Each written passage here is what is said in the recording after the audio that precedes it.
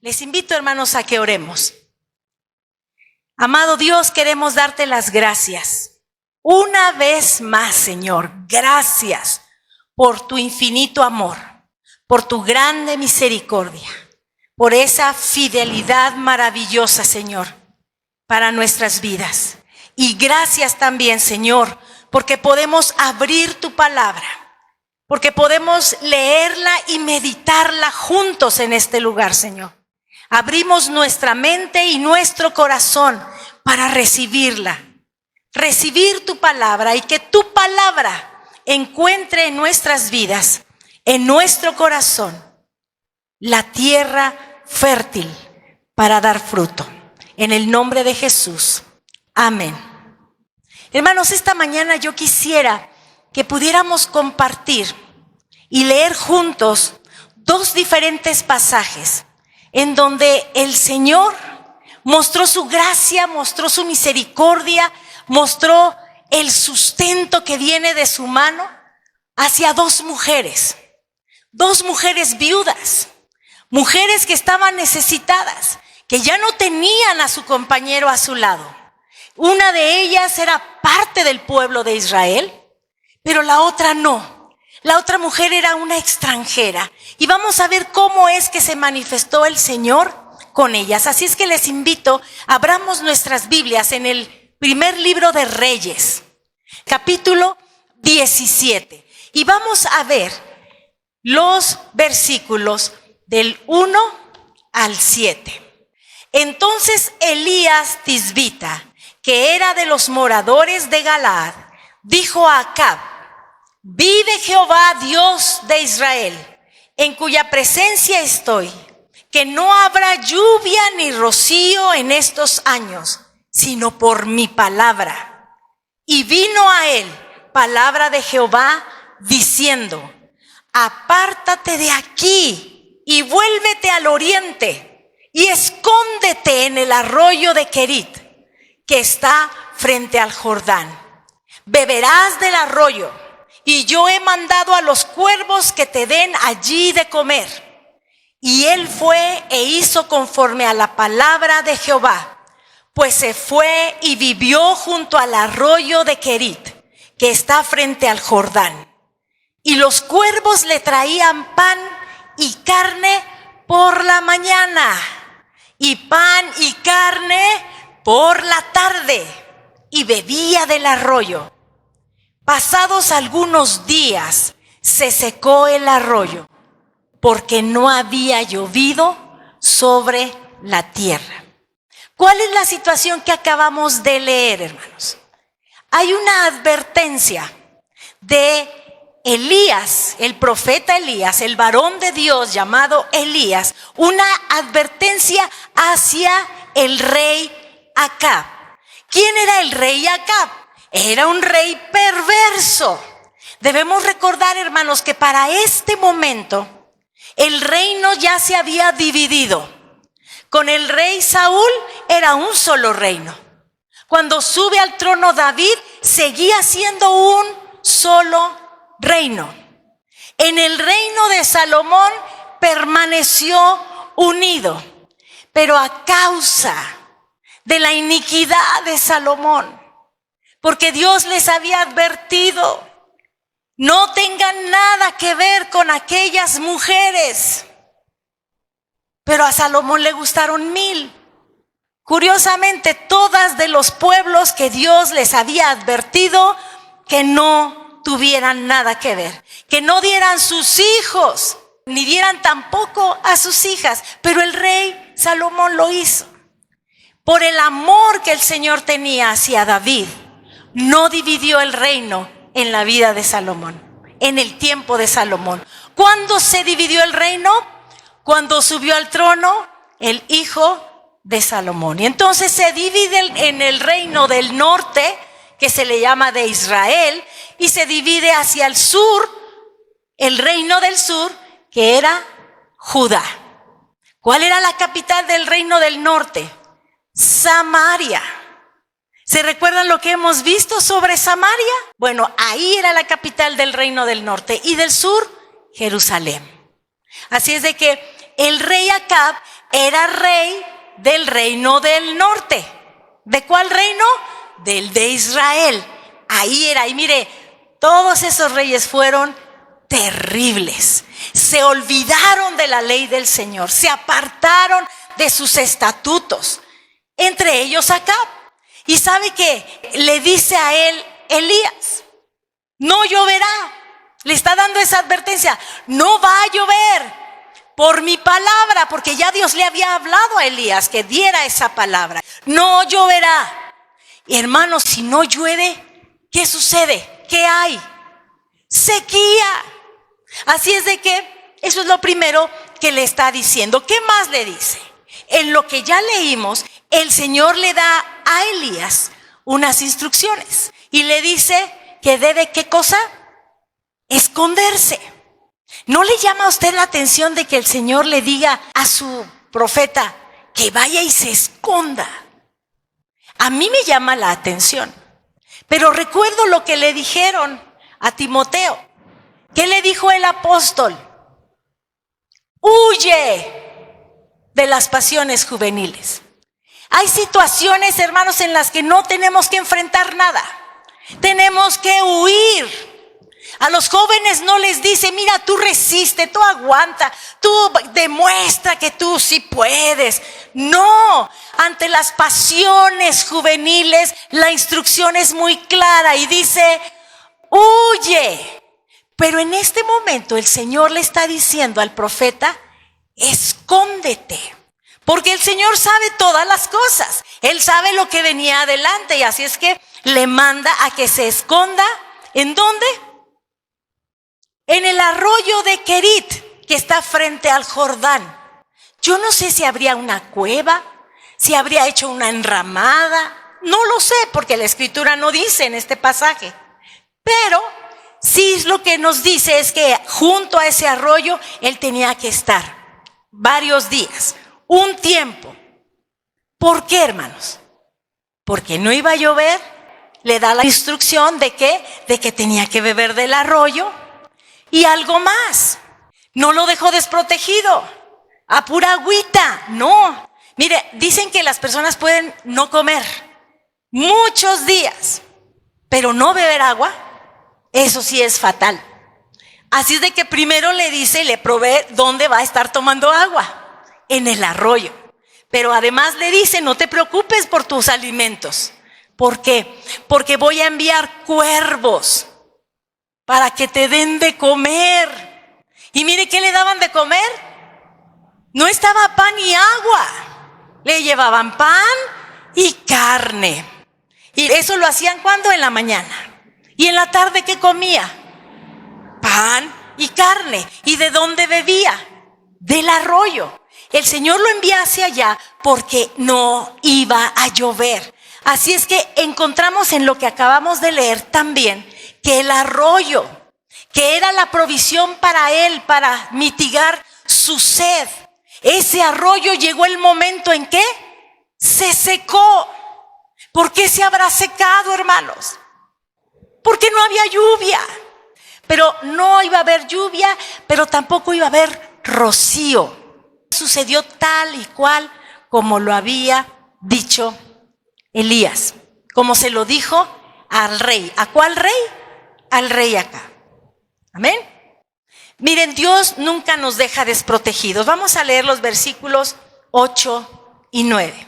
Porque vemos ahora que una vez más el Señor le da instrucciones a Elías. Porque ya se secó el arroyo. Hay algo que hacer. Hay que tomar un nuevo camino. Y el Señor le da las instrucciones. Versículo 8 y 9. Vino luego a él, a Elías, palabra de Jehová diciendo, levántate, vete a Sarepta de Sidón y mora allí. He aquí yo he dado orden allí a una mujer viuda que te sustente.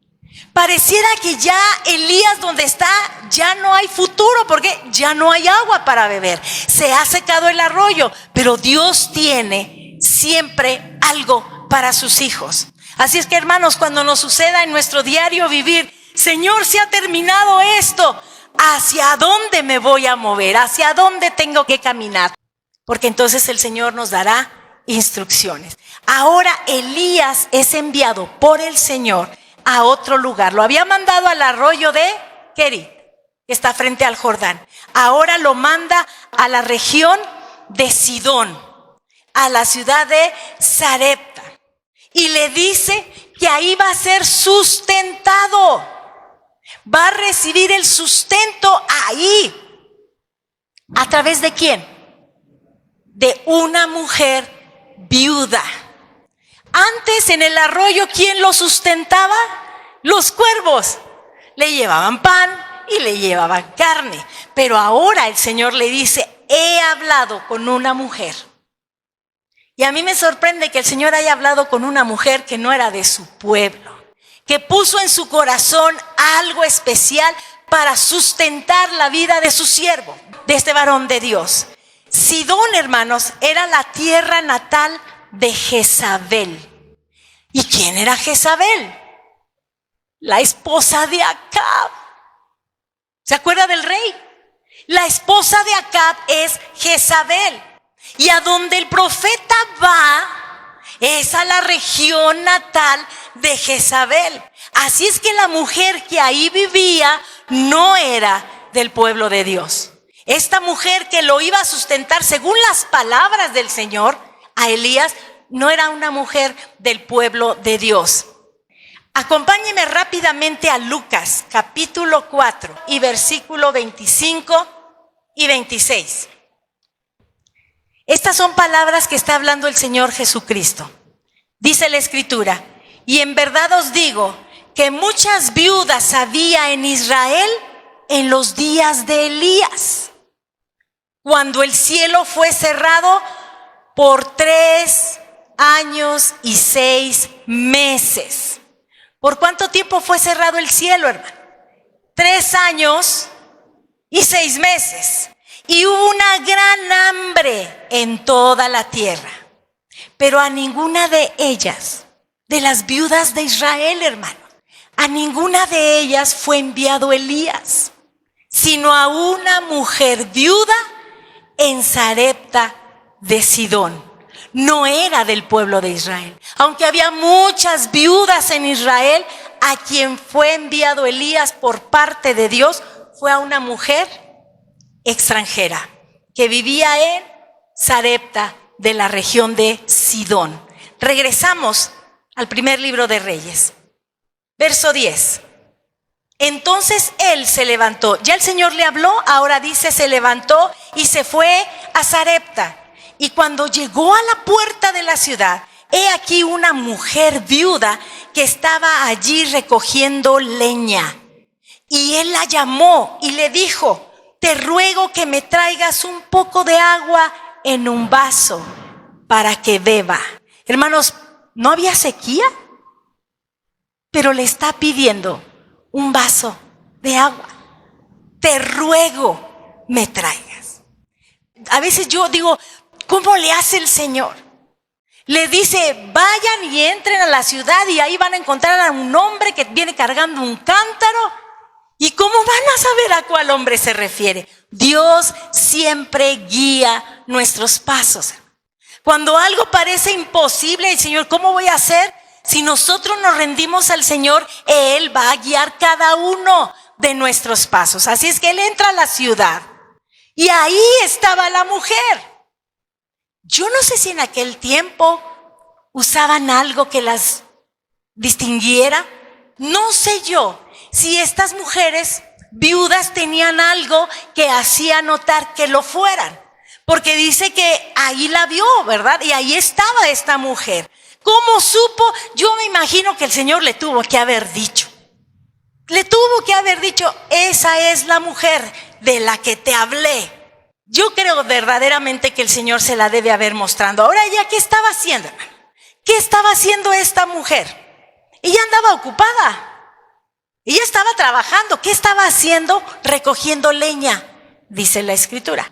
Que estaba recogiendo leña y entonces de pronto un extraño, en medio de la sequía, le pide agua. Como que no es muy lógico Sin embargo, no sabemos nosotros si Elías conocía la condición de esta mujer. Sabía que era viuda, porque Dios se lo dijo. Pero qué circunstancias rodeaban su vida, no sabemos si Elías las conocía. Sin embargo, se atrevió a pedirle agua en medio de la sequía. ¿Por qué? Porque Dios fue la instrucción que le dio. Amén. Verso 11. Y yendo ella para traérsela, detengámonos ahí, hermanos. Le pidió el agua a un desconocido en medio de la sequía. ¿Y qué hizo ella? Lo hizo. Hermanos, no sé cuántos de nosotros seamos capaces de hacer eso. Que a un desconocido podamos tenderle la mano. Por misericordia deberíamos de hacerlo. Pues esta mujer así lo hizo. Sigamos leyendo. Dice, yendo ella para traérsela, él la volvió a llamar. ¿Le ha pasado a usted, hermano, que le piden algo, ya va usted y le vuelven? Oye, espérame, dice, tiene que regresar, porque le van a decir algo más. Dice, la volvió a llamar y le dijo, te ruego que me traigas también un bocado de pan en tu mano. No solamente le pidió agua, ahora le está pidiendo un bocado de pan. Hermanos, cuando hay sequía, hay escasez de muchas cosas. Sin embargo, él se lo dice a esta mujer. No solo le está pidiendo el agua, sino además le pide pan. Verso 12. Y ella respondió. Atención, ¿qué respondió? Vive Jehová tu Dios. ¿Cómo le dijo? Vive Jehová tu Dios, que no tengo pan cocido. Solamente un puñado de harina tengo en la tinaja y un poco de aceite en una vasija.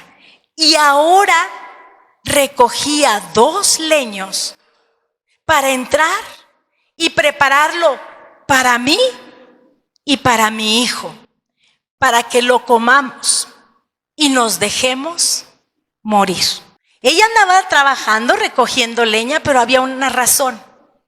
Ella estaba yendo por esa madera para, al traerla a su casa, poder prender fuego y con el último puñado de harina y el último chorrito seguramente de aceite, poder preparar un poco de pan para su hijo, que era su responsabilidad, y para ella. Acuérdese que era viuda, no había varón que viera por ella. Ella estaba haciendo eso, pero qué triste, porque dice, después de eso no hay esperanza.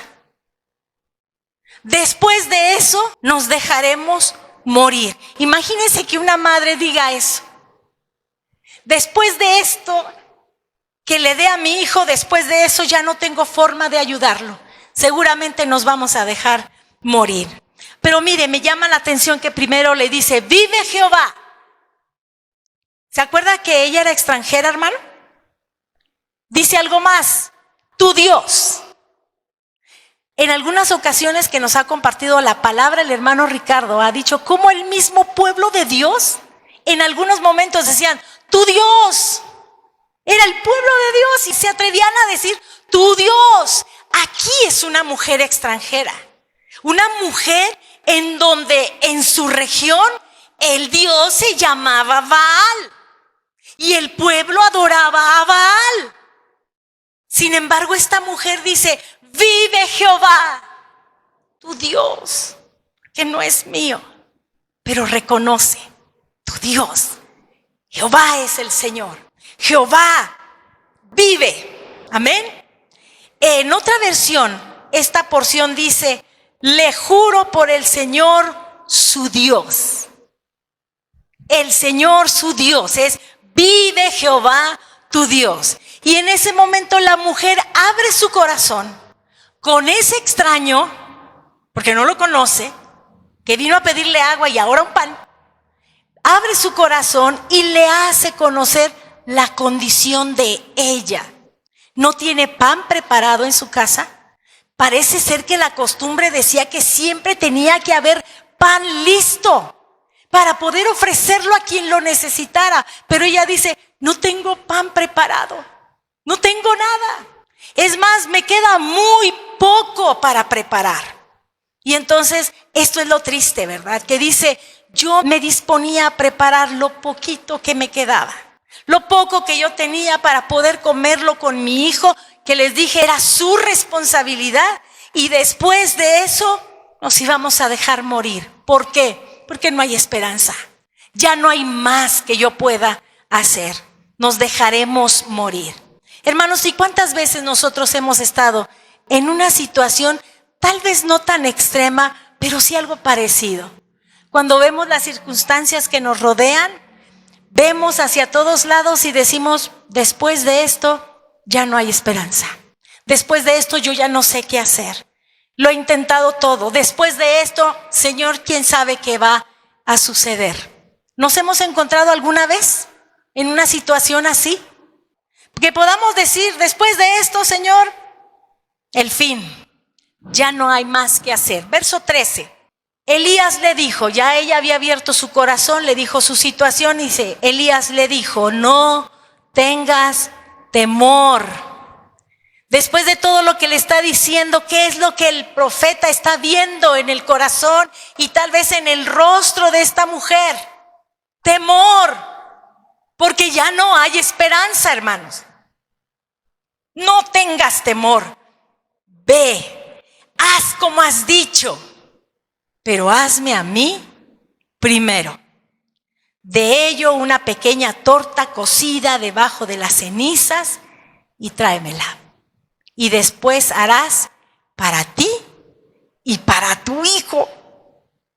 Harás para ti y para tu hijo. Lo primero que hagas me lo vas a traer a mí. Yo me preguntaba, ¿será acaso que Elías no oyó que era lo último que le quedaba? ¿De dónde pues iba a ser después para ella y para el hijo?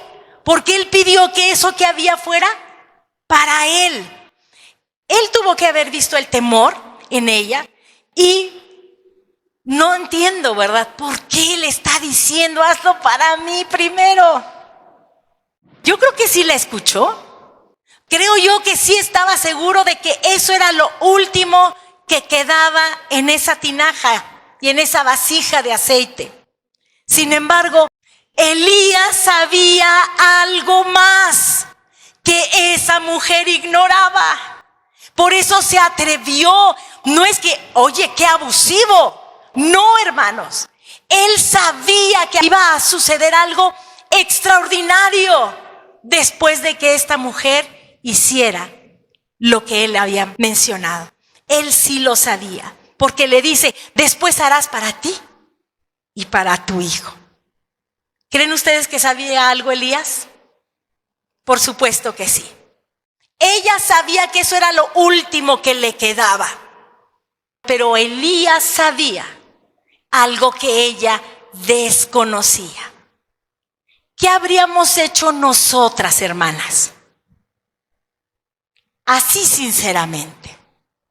Es lo último que me queda. Tengo a mi hijo. ¿Qué hubiéramos hecho? Si somos honestas, si somos sinceras, diríamos no. Mi hijo es primero. Es más, yo no como, pero mi hijo sí. ¿Cómo que un desconocido viene y me pide lo último que me queda? Yo creo que sería el razonamiento más lógico. Tal vez ella pudo haber retenido lo poquito que le quedaba.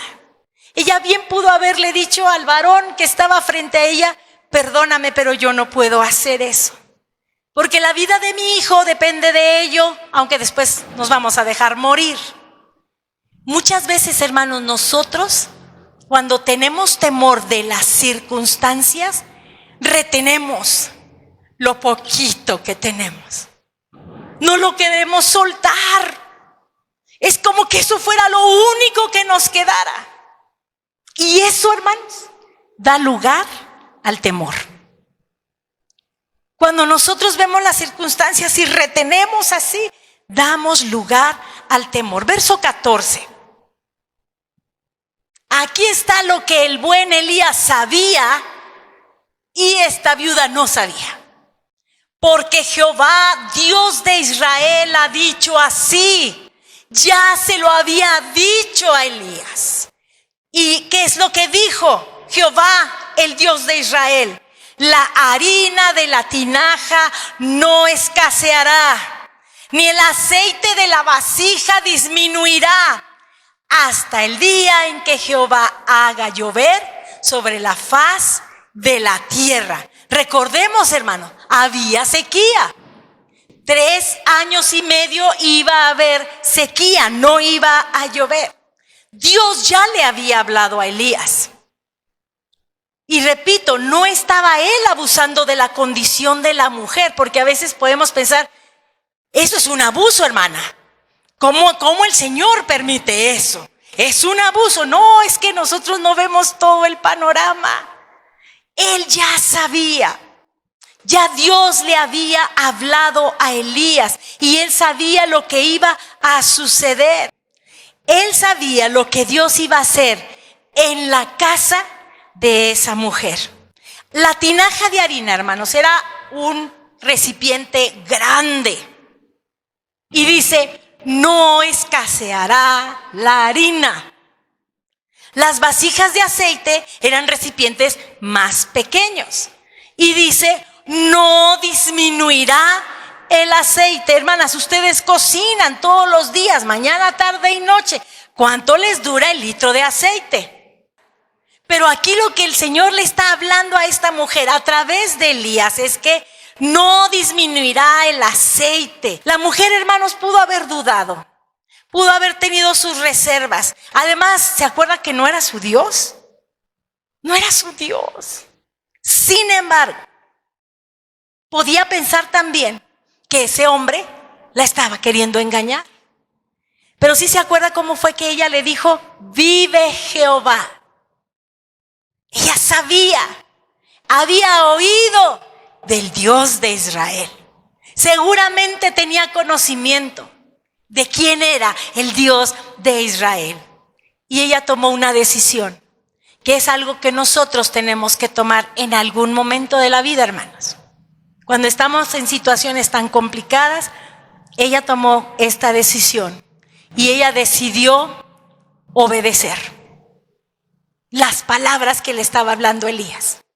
Ella decidió creerle al Dios de Israel, que no era el Dios que adoraban en su tierra, pero tomó la decisión de adorar al Dios de Israel.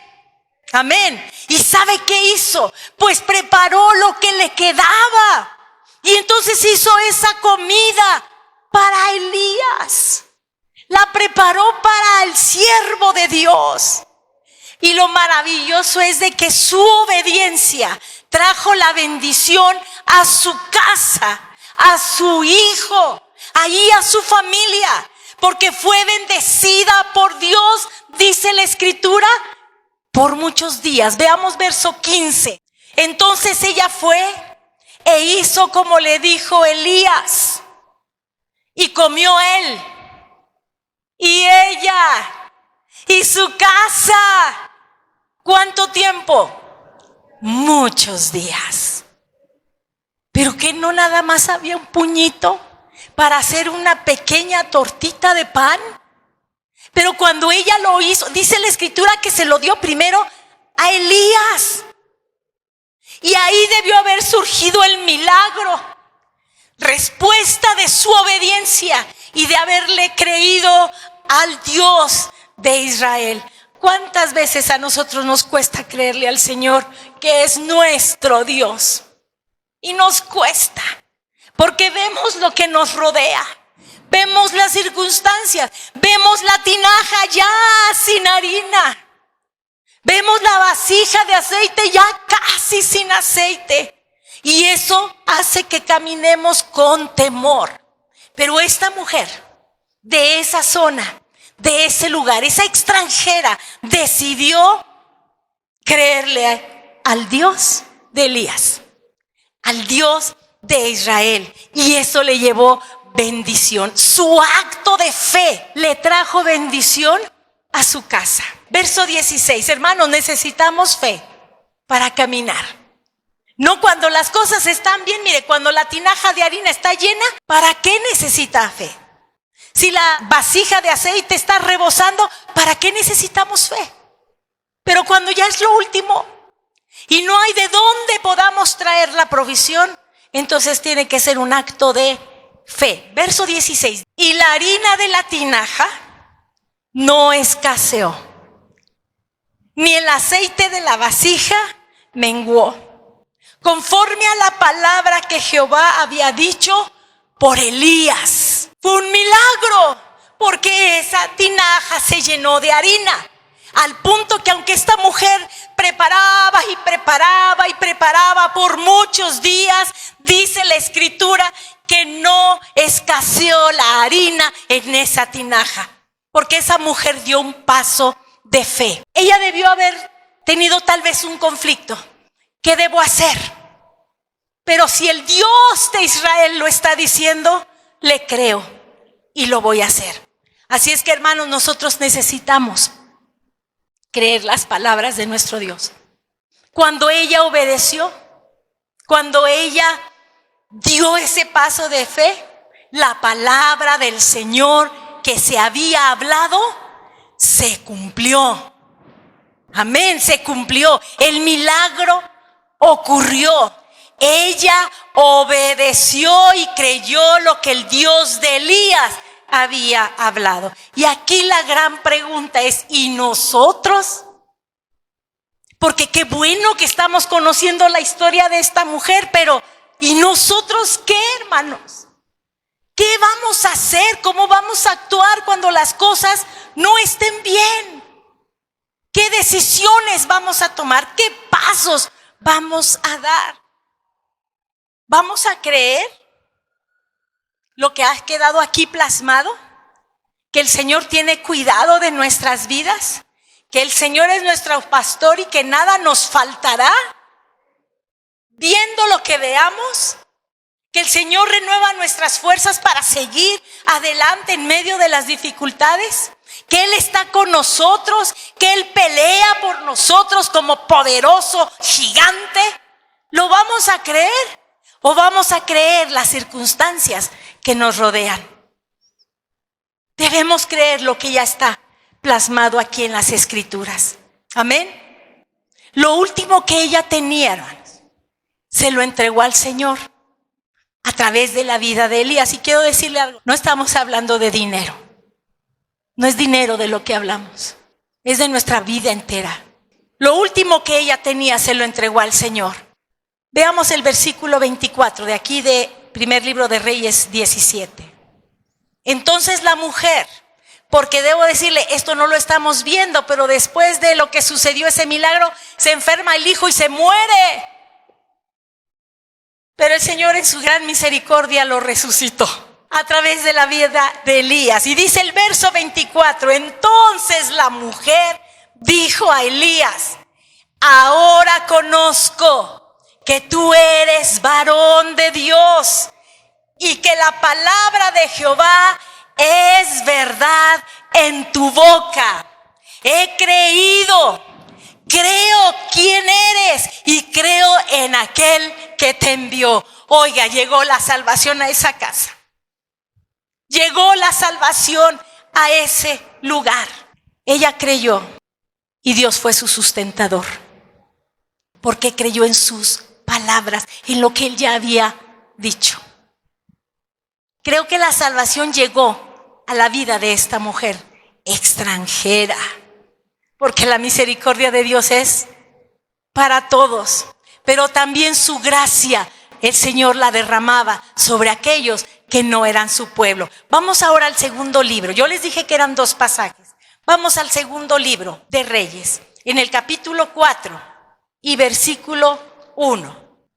Una mujer, dice la Escritura, de las mujeres de los hijos de los profetas, clamó a Eliseo, diciendo, tu siervo mi marido ha muerto, y tú sabes que tu siervo era temeroso de Jehová, y ha venido el acreedor para tomarse 2 hijos míos por siervos. Ella era una viuda también, pero era esposa, no era una extranjera, era del pueblo de Dios y era esposa de un profeta. Solo que su esposo pues había fallecido.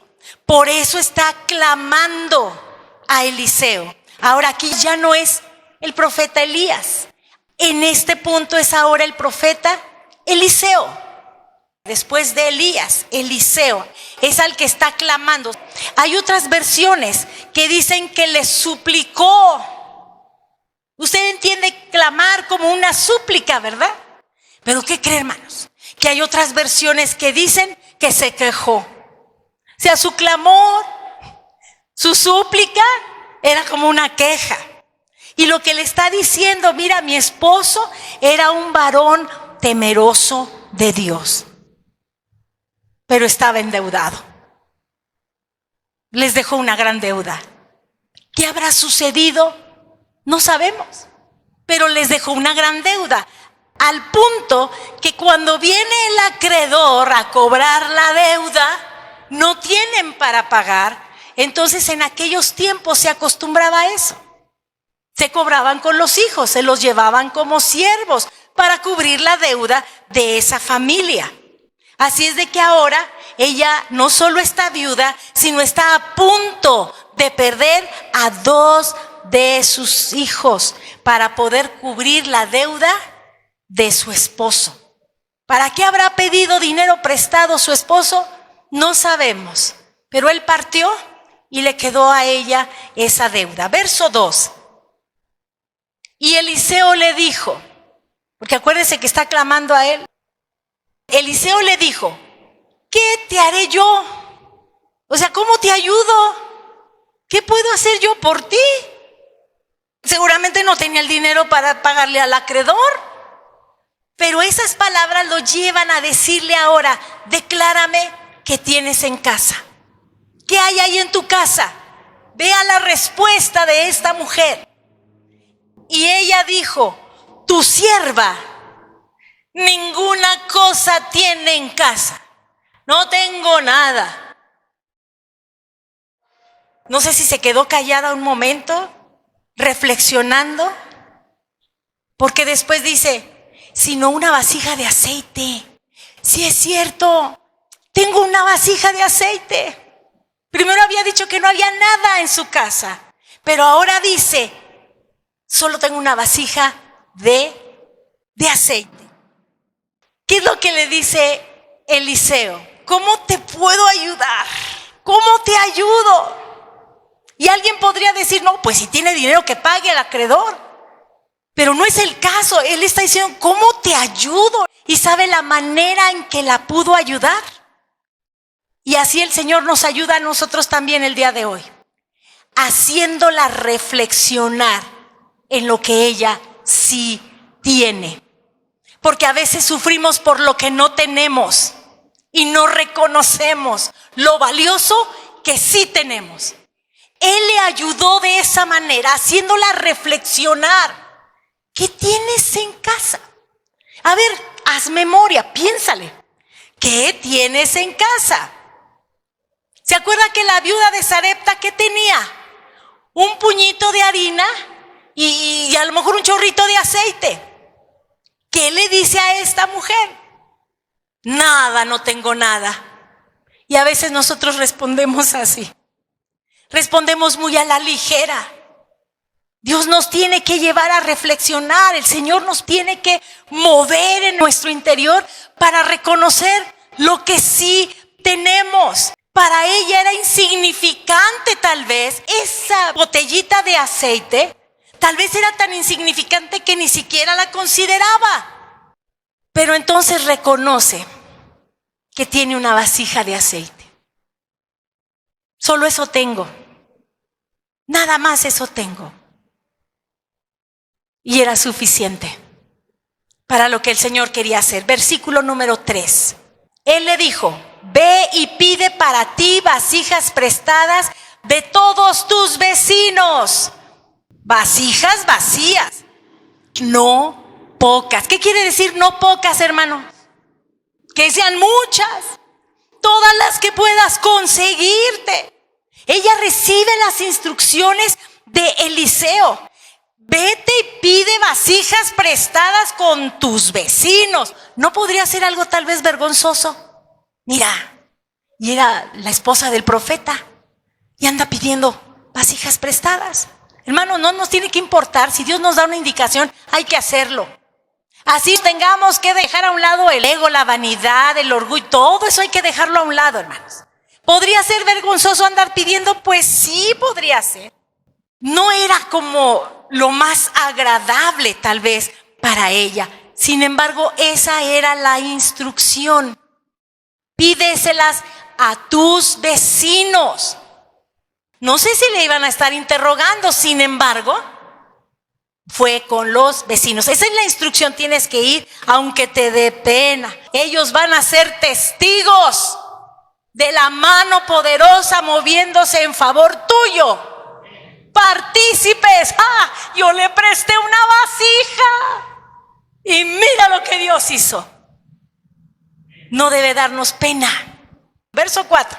Entra luego y enciérrate, tú y tus hijos, y echa en todas las vasijas, y cuando una esté llena, ponla aparte. Te tienes que encerrar con tus hijos. Ya fuiste por las vasijas, sí. Te encierras con tus hijos, ahí en tu casa. Esto es cuestión con tu familia. La familia es la que tiene que acuerparse, la familia es la que tiene que apoyarse unos a otros. Pero los niños son pequeños, no importa. Tienen que aprender que juntos verán la mano del Señor en favor de ellos. Echa en todas las vasijas que te prestaron. Me he tratado de imaginar el montón de vasijas, porque consiguió muchas. Y su vasijita de aceite. Echa en todas las vasijas. Con esta, nada más. Echa en todas las vasijas. Cuando una esté llena, esta se llenó, Padre, ponla aparte. ¿Y qué tienes que seguir haciendo?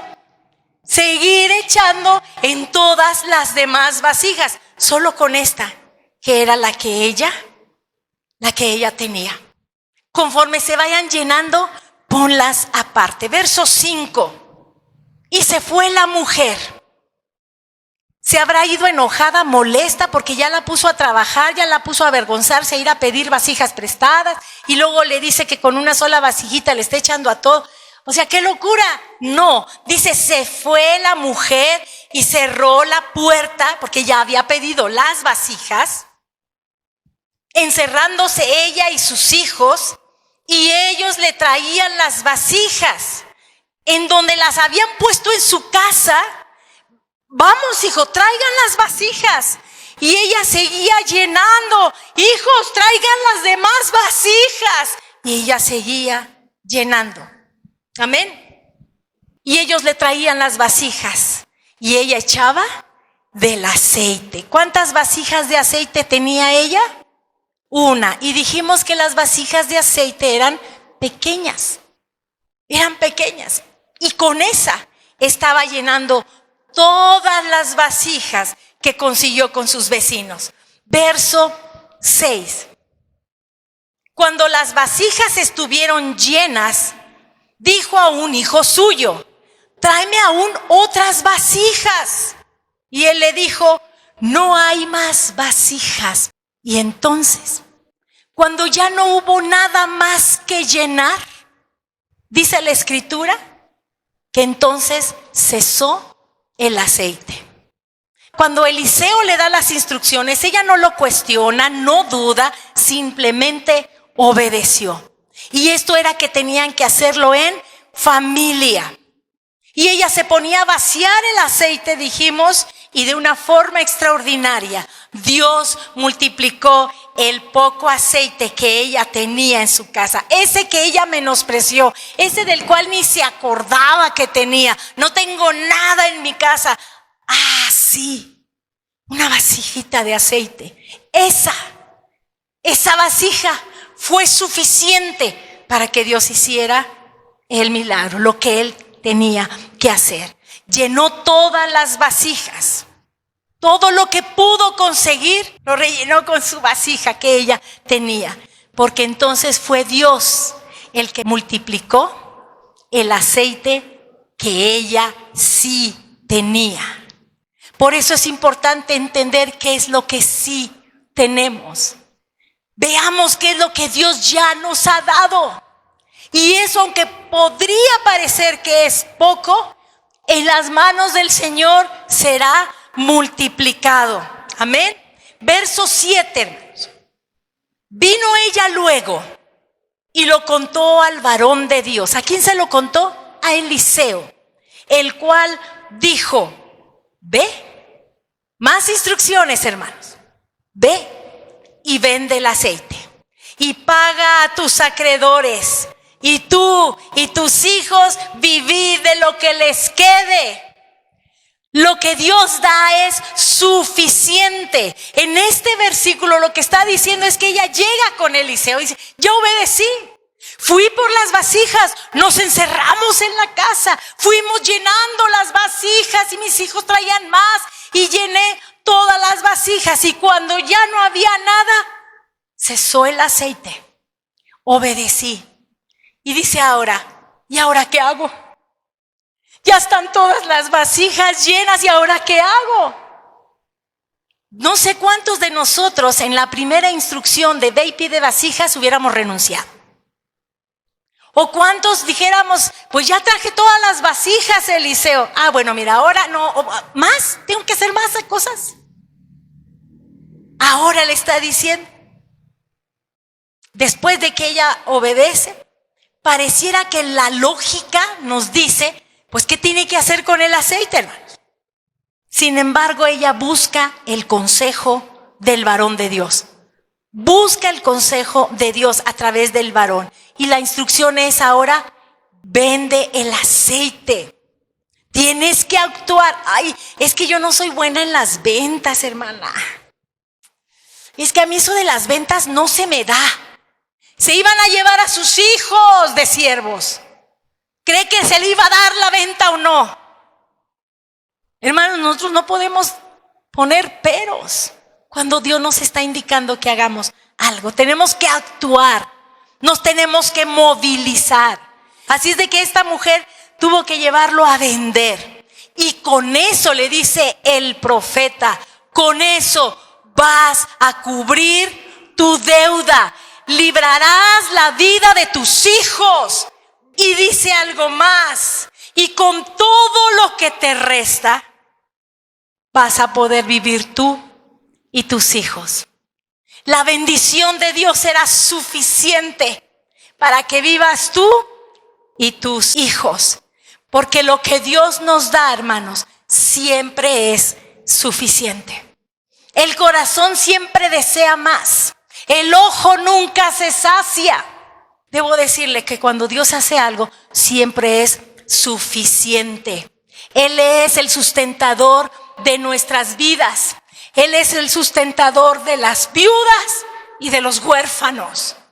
Así lo estamos viendo en estos dos pasajes.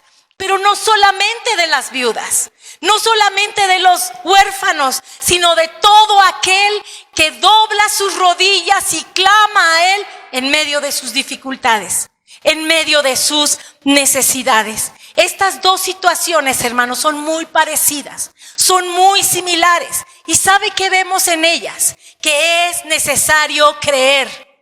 Esas mujeres creyeron. Es necesario obedecer. Porque si creemos y no obedecemos, entonces tal vez no creímos realmente. Creemos y actuamos, entonces obedecemos. Es necesario. Estas mujeres tuvieron necesidad de confiar. Una en el Dios de Israel y la otra en su Dios, que era el mismo, el Dios de Israel. Pero era necesario confiar. Se recuerda que la Escritura dice: bienaventurado aquel que ha puesto su confianza en Dios. Ellas tuvieron que poner su confianza en Dios. Y hoy nos dice el Señor: hijo, hija, pon tu confianza en mí, no en tus fuerzas, o en tus capacidades, o en tus conocidos. Pon tu confianza en mí. Dijimos que una era extranjera y la otra era del pueblo, pero la misericordia de Dios y su gracia se extendió sobre las dos de la misma manera. Las dos recibieron la esperanza. Una se iba a dejar morir después de hacer su panecito. A la otra le iban a llevar sus hijos. A las dos Dios les dio esperanza.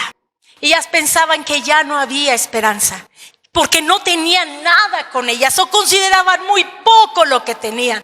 Hermanas, hermanos, Dios es capaz de multiplicar milagrosamente lo poco que creemos tener. Por poco que pensemos que sea, Dios es capaz de multiplicarnos. ¿Tendrá algo que ver la vida de estas mujeres? Porque mire, hermano, solo tener conocimiento, mira qué interesante. Estas mujeres y la extranjera le creyó a Dios. Oh, qué interesante. Hermano, si es conocimiento, no nos sirve de nada. Pero si esto que estamos oyendo y meditando puede hacer algo en nuestros corazones, entonces la palabra del Señor encontrará buena tierra, porque se ha abierto el corazón para recibir lo que Dios me quiere enseñar a mí, viendo lo que hizo con estas mujeres. ¿Qué nos enseña a nosotros, hermanos? ¿Vamos a tener situaciones difíciles? Por supuesto. Claro que sí. Y muy difíciles en algunas ocasiones. Tenemos que aprender que en el Señor hay esperanza. Es Cristo en nosotros la esperanza de gloria, dice la palabra del Señor. Él es nuestra esperanza.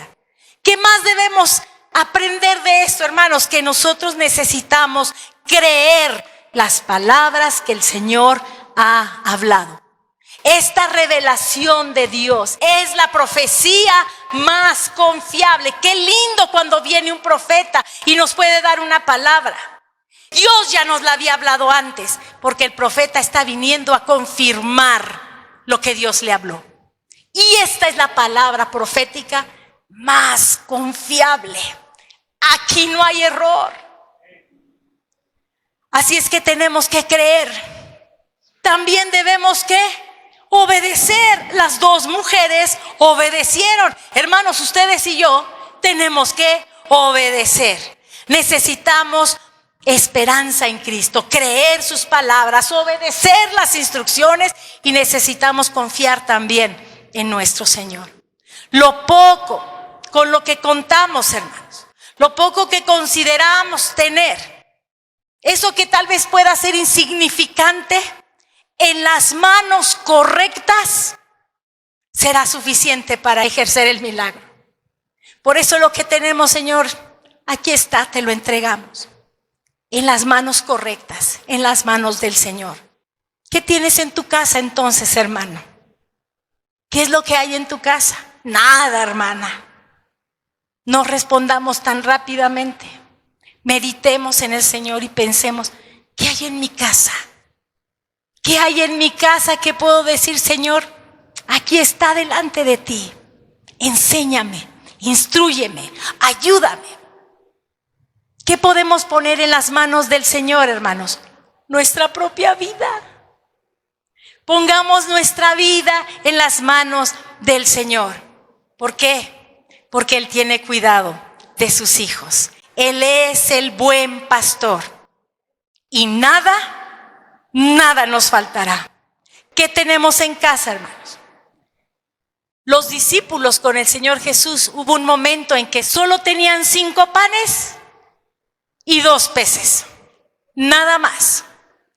En las manos correctas, en las manos de Jesús, fue suficiente para alimentar a 5,000. ¿Estamos nosotros dispuestos a ver la gloria de Dios? A ver los milagros del Señor, a no retener, sino a entregarle al Señor las cosas, tal vez las que más amamos, las que más valoramos. Estos mismos discípulos, en otro momento de su vida, tenían 7 panes, mire, más panes. Y dice la Escritura que tenían unos pocos peces.